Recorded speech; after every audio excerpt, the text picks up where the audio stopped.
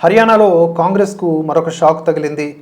ఏమైందంటే అక్టోబర్లో అసెంబ్లీ ఎన్నికలు జరగనున్నటువంటి హర్యానాలో ప్రస్తుతానికి కాంగ్రెస్ పార్టీకి ఇద్దరు రాజీనామా చేశారు MLA Kiran Chaudhary and MLA Kiran Chaudhary and ఆమె కుమార్తె శృతి చౌదరి ఇద్దరు కూడా రాజీనామా చేసి బీజేపీలో చేరిపోయారు.